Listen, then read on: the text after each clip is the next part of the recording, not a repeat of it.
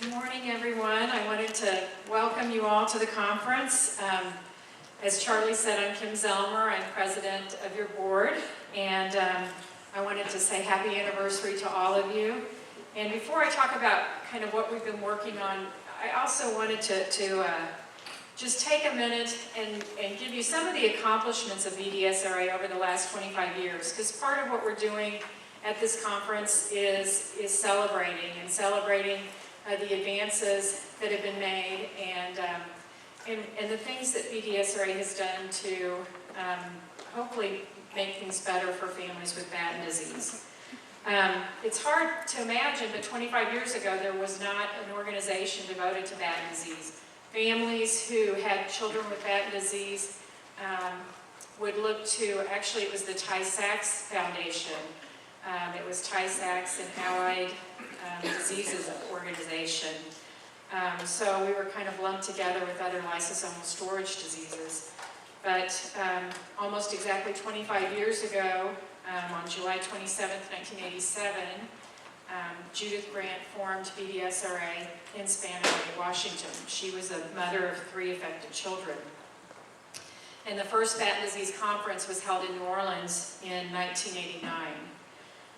Initially, there were only 4 recognized forms of Batten disease, infantile, late infantile, juvenile, and the adult form. But today, we know there's there's 14 known forms of Batten disease, and the genes for all of those forms, except the adult form cuffs, have been identified.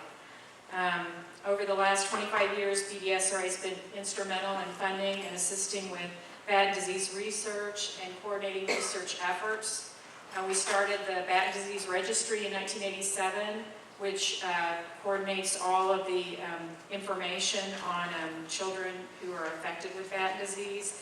We've helped establish cell and tissue banks to assist our scientists with research efforts.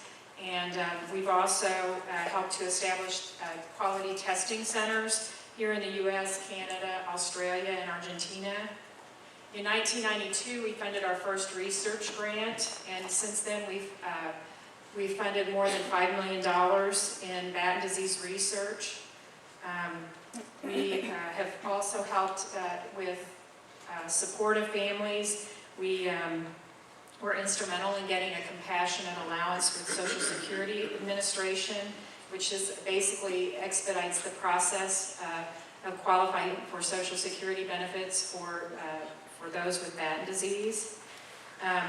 We've also developed a book and 3 teach and be taught videos, which helps teachers teach children with Batten disease. Since 1987, when we had just a few families, we've grown to over 1,300 families worldwide, and we've helped establish parent support groups in Canada, Australia, New Zealand, South Africa, South America, Spain, the UK, and Serbia. Over the last 2 years, we've established our centers of excellence at hospitals in Boston, Columbus, Ohio, Rochester, Portland, Houston, Belgrade, Serbia, and Cordoba, Argentina. And each of these centers has doctors and other personnel who are very familiar with Batten disease and are available to see affected children in their clinics. Several of those doctors are here with us at the conference. And basically, over the last 25 years, BDSRA has been the primary source of information to families and others about Batten disease through its website, newsletter, and annual conference. And those are really, some of the highlights of what's gone on over the last 25 years.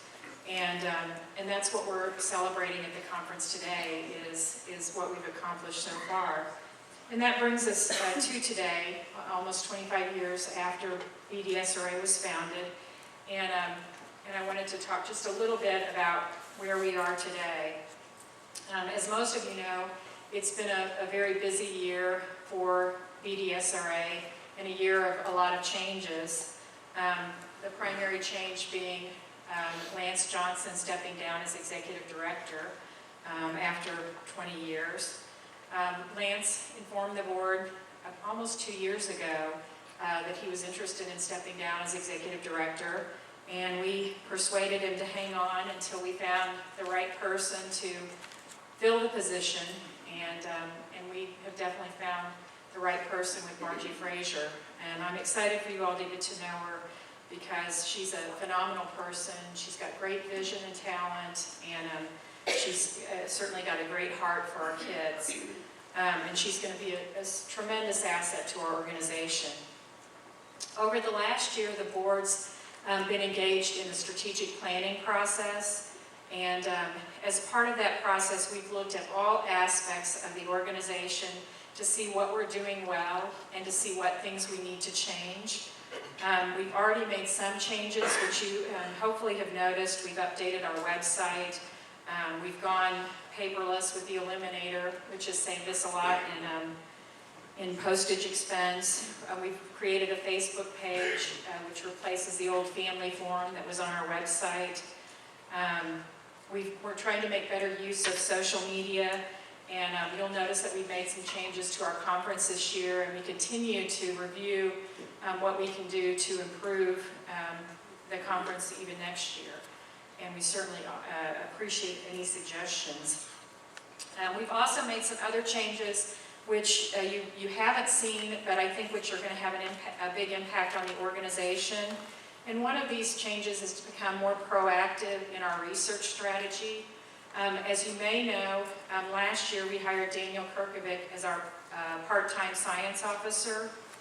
And what we're doing as far as our research strategy is we're trying to look at where we are, the current state of the science, trying to find out where holes are in the science, and finding the greatest potential projects that are going to lead to safe and effective treatments for bad disease. We've also been working to partner with other research funding organizations and also to try to draw more scientists into the field. I know that Danielle and some of our other researchers are going to talk about research later this morning, and I encourage you all to listen because there are some really exciting things going on. Another exciting event which BDSRA is helping to sponsor is the upcoming Child's Neurology Society meeting in late October, and this Child Neurology Society is the preeminent association of pediatric neurologists in the U.S. and Canada. And this year the meeting is going to focus one day on Batten disease. And I think this is really exciting. It's a tremendous opportunity to help increase the visibility of our disease among pediatric neurologists all over the world. And several of our scientists are going to be presenting at the meeting. And this will hopefully generate interest and ideas for future research and result in much better and earlier diagnosis of the disease and better treatment of our affected children. On the organizational side, we're currently interviewing candidates for a new director of development. A few years ago, we decided to hire a director of development for the organization, and as a result, we increased our revenues. We developed a donor database, increased membership, and improved our annual campaign. And we're continually looking for new sources of funding and hope to tap into more corporate donors, grants, and national fundraising. On the programming side, we will be assessing all of our programs to determine whether they're being used by membership and whether they're valuable to our members.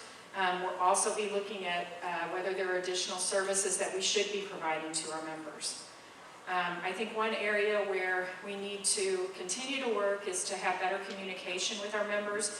And I just wanted you to know that we do welcome your suggestions, your comments, and if you do see board members, please feel free to let them know things that you don't like or you do like, because we're all really interested in trying to to further our cause, I guess. And while we want to be more professional and technologically up to date, we are aware that we need to maintain personal contact with our members. Everybody struggling with the disease sometimes needs that personal voice to help them through. Most of our board members have affected children or have lost children to Batten disease, and we are very aware and take very seriously our obligations to our members.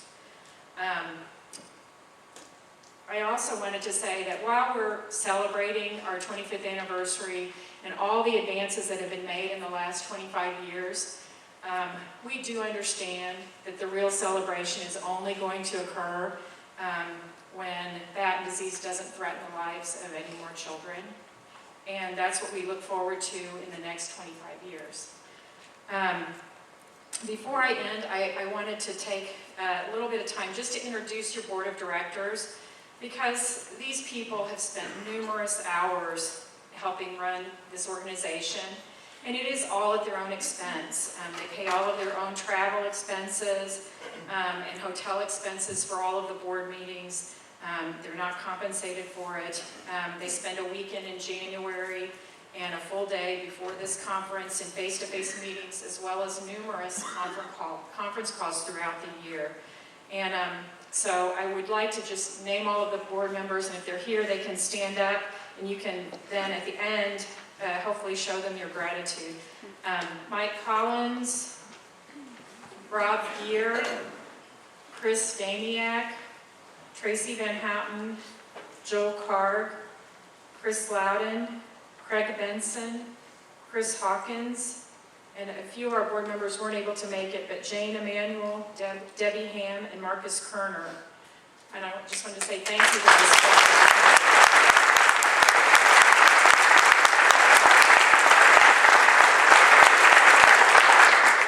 this. Again, welcome to the conference, and I hope that you all enjoy the rest of the conference, and I'll turn it over to our new Executive Director, Margie Frazier.